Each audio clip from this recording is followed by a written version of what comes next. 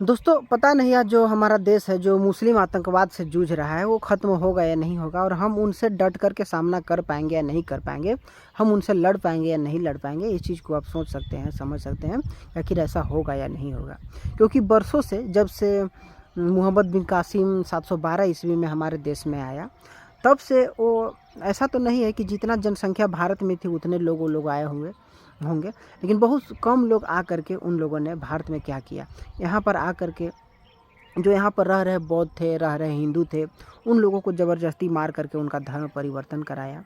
और तलवार के बल पर वो लोग भारत में आ करके भारत के साथ वो लोग देखे कि आप किस तरह से उन लोगों ने व्यवहार किया,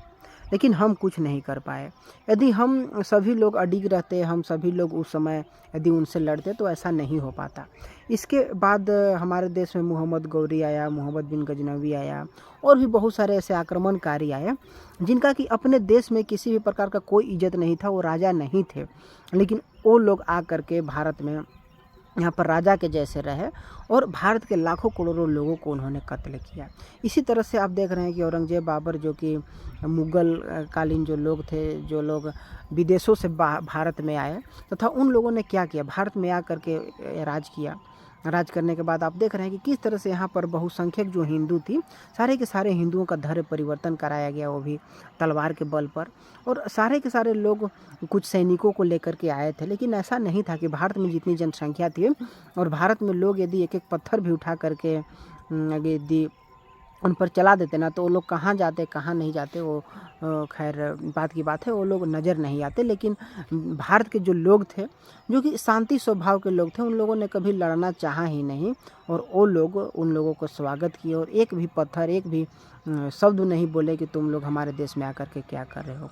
इसी के साथ आप देख रहे हैं कि जब बक्सर का युद्ध हुआ था, तो उसमें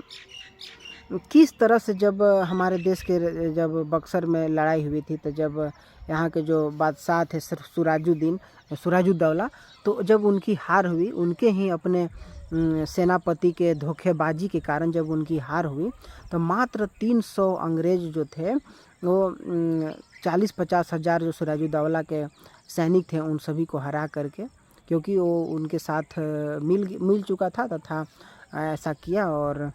सारे के सारे यहाँ के जो सैनिक थे वो लोग बंदी बन गए, और मात्र 300 अंग्रेज भारत में प्रवेश किए। और उनका स्वागत करने के लिए भारत के जो जनता थी, जिस रास्ते से गुजर रही थी, वो सारे के सारे जनता अंग्रेज़ों का स्वागत किया और एक भी शब्द उन लोगों ने नहीं बोला। सोचिए कि यदि वो जनता, जो लोग देख करके मूक दर्शक बैठे हुए थे, यदि वही जनता अपने हाथ में लाठी ले लेते, पत्थर ले लेते ना, तो अंग्रेज नज़र नहीं आते। लेकिन वो लोग आराम से जो अंग्रेज थे उनका स्वागत किया और वो लोग भारत में आराम से आ गए। तो सोचिए कि हमारी मानसिकता ऐसी थी, और आज भी हमारी जो मानसिकता है वो बदली नहीं है। क्योंकि आज आप देख रहे हैं कि जो मुस्लिम समुदाय के लोग हैं किस तरह से हिंदुओं पर हावी हो रहे हैं, और यहाँ तक देखा जा रहा है कि उन मुस्लिमों को जो कि मुसलमान आतंकवाद का समर्थन कर रहे हैं, और समर्थन करने वाले में अधिकांशता आप देखेंगे कि हिंदू लोग ही हैं, जो कि चंद पैसों की लालच में ऐसा काम कर रहे हैं। और आने वाले समय में ऐसा होता ही रहेगा, जिससे कि हम हो सकता है कि उनसे लड़ नहीं पाएंगे। क्योंकि स्पष्ट रूप से आप देख रहे हैं कि किस तरह से हमारी स्थिति किस तरह से बदतर हो जा रही है, जिसमें कि